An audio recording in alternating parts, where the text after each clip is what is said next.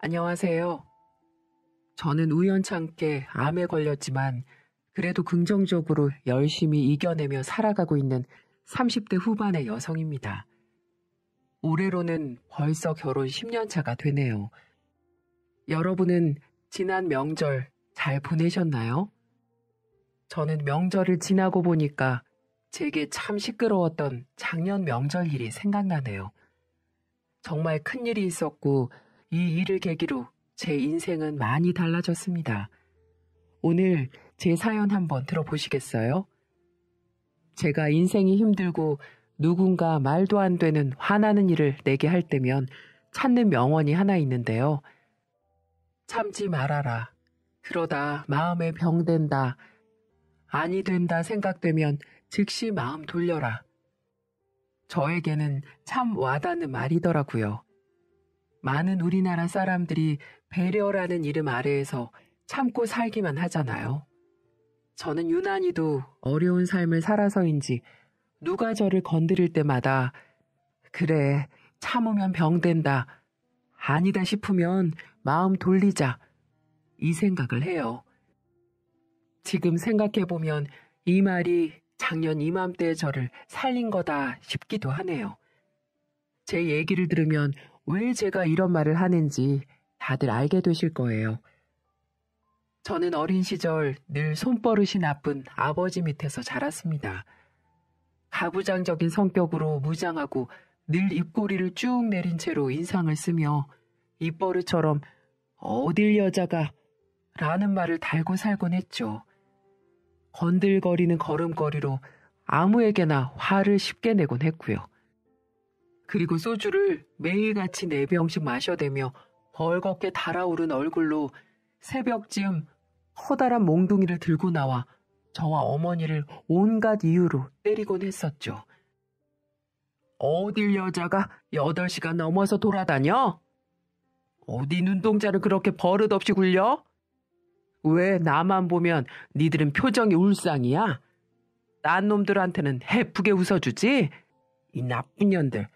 가장에 대한 존경이 없어. 이런 말을 들어가며 분노를 고스란히 받아내야 할 때면 그저 오늘은 조금 덜 아프기를 바랄 뿐이었죠. 그리고 그 시간이 끝나면 저와 엄마는 서로 밤새 부둥켜 안고 울곤 했었어요.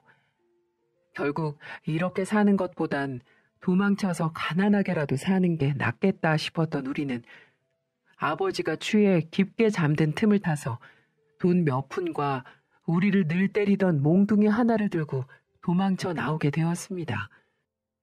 그날 이후 단둘이 살아온 저희는 아등바등하며 힘겨웠지만 서로만을 의지해왔고 저는 이를 악물고 열심히 공부만 해서 20살 중반쯤 되었을 때 꽤나 번듯한 직장에 다니게 되었죠. 이때의 제 나이는 다들 연애도 실컷 하고 슬슬 결혼도 생각할 만한 나이였지만 저는 그 흔한 연애 한 번 아직 제대로 해본 적이 없었습니다. 어린 시절의 트라우마 때문에 남자가 무서웠기 때문이죠. 그래도 이때쯤 되니 엄마가 제 손을 잡고 말하더라고요. 윤서야, 너 네 아빠 때문에 남자 안 만나는 거니? 좀 무서운 것도 있어. 엄마도 알잖아. 내가 어떻게 자라왔는지. 지금 생각해도 아빠가 우리에게 했던 것들 생각하면 아직도 꿈에 나타나. 너무나 끔찍했으니까. 그래도 엄마는 네가 좋은 사람이라면 꼭 만나서 가정도 이뤄보고 그랬으면 좋겠어. 세상엔 아빠 같은 남자만 있는 건 아니야.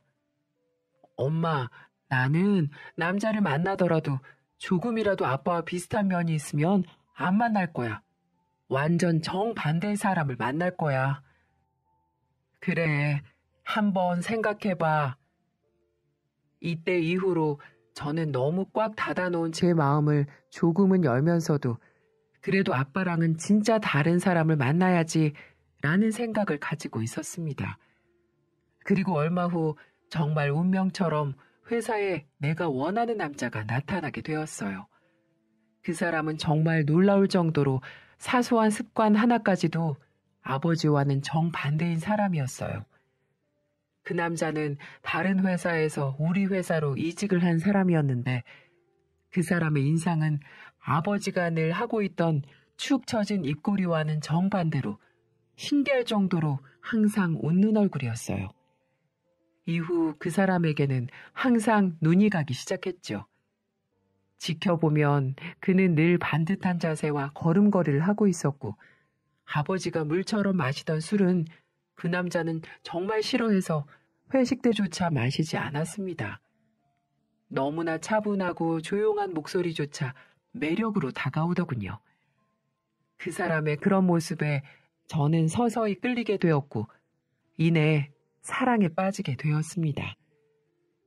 이후 저는 제 마음을 그 사람에게 적극적으로 어필을 하게 되었고 그 사람도 평소 저를 눈여겨봤다면서 예쁜 카페에서 제 마음을 받아주었습니다. 그렇게 사내 연애로 시작한 우리는 1년 반의 연애 기간을 가지게 되었죠. 참 그때는 좋았습니다. 같이 맛집도 찾아다니고 여행도 가고 제 인생에서 첫 남자였던 그는 정말 제게 잘해주었어요. 어린 시절 아버지라는 사람 때문에 힘든 과거를 털어놓았을 때도 언제나 제 편이 되어주며 저를 꼭 안아주던 마음 따뜻한 사람이었습니다. 그리고 어느 날 제게 반지를 주며 프로포즈를 하더군요. 있잖아. 당신이 아버지라는 사람에게 얼마나 아픈 상처를 가졌는지 알아.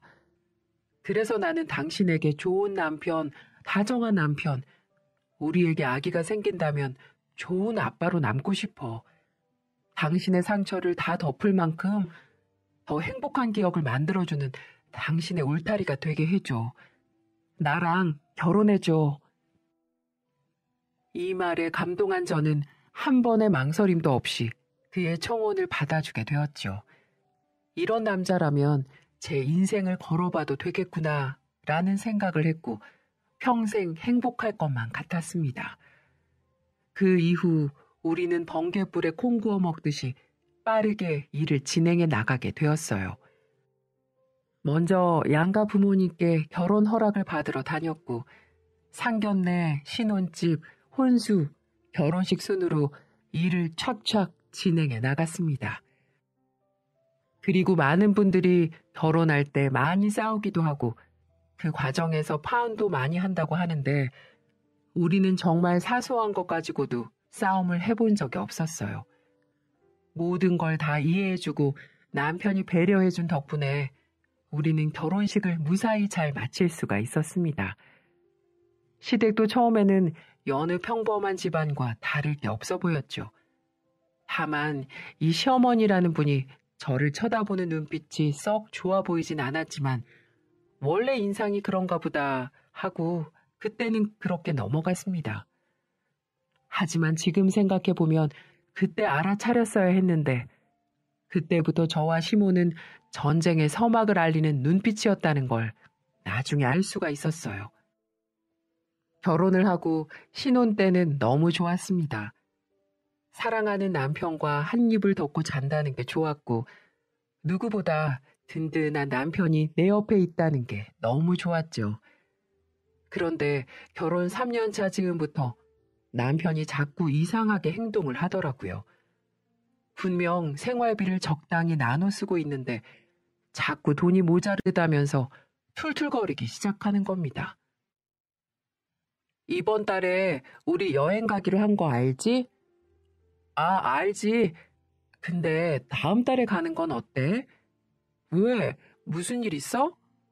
아니, 이번 달은 좀 아껴 써야 될 것 같아서 그래. 왜? 돈이 모자라? 지난달에도 그래서 미뤘잖아. 어디 돈을 자꾸 쓰는 거야. 자기 계좌 내역 좀 봐봐. 아니, 그게... 그래서 남편 계좌를 확인해 보니 매달 어디론가 돈을 80만 원씩 보내고 있더라고요. 이게 무슨 돈이야?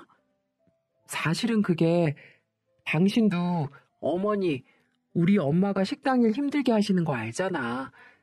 그런데 유독 요즘 힘들어 하시더라고. 그래서 물어보니까 요즘 시국이 시국인지라 손님도 많이 줄어서 도무지 매상이 회복이 안 되니까 생활이 어렵다고 하시네.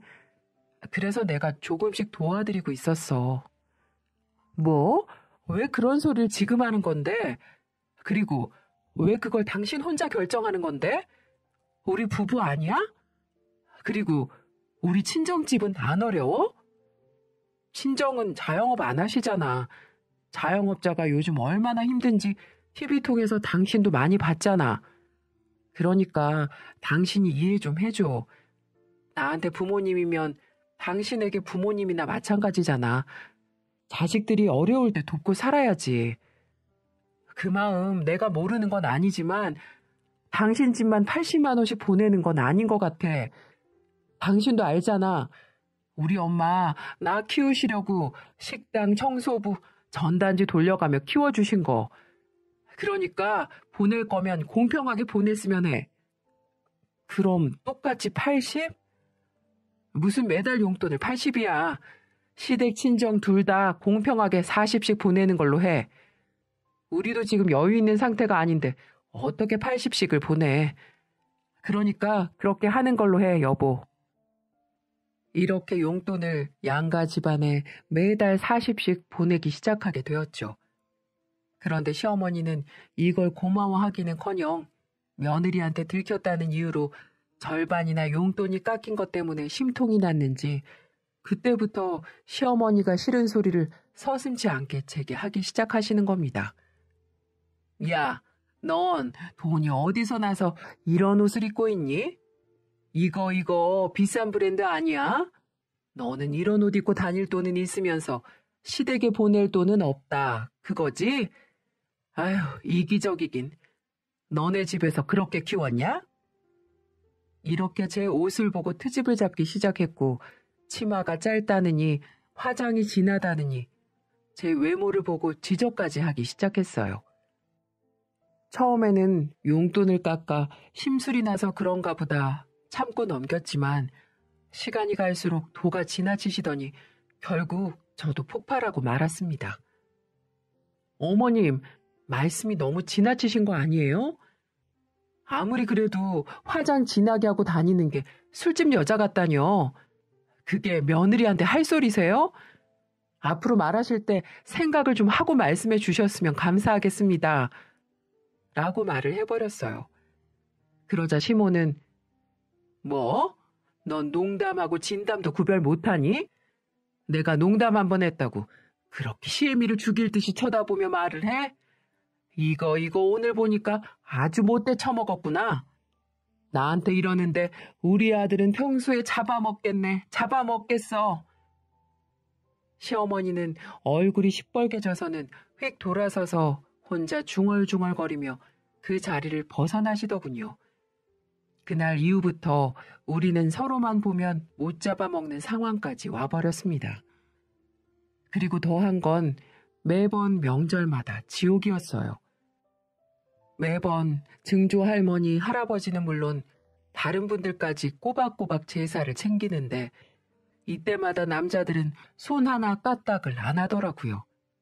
남편도 초반에는 도우려는 신용이라도 하다가 시어머니가 남자가 어디 주방에 들락날락거리냐며 호통을 몇 번 치니 이제는 집안 어른들이랑 똑같이 소파에 눕다시피 해서 TV랑 핸드폰을 보는 겁니다. 그 모습이 얼마나 얄밉던지요. 게다가 명절 때마다 꼭 듣는 말이 있었어요. 예, 니네가 주는 40만 원 가지고는 내 약값도 안 된다. 그러니 생색내지 말고 이번 달부터 다시 80만 원씩 입금해라.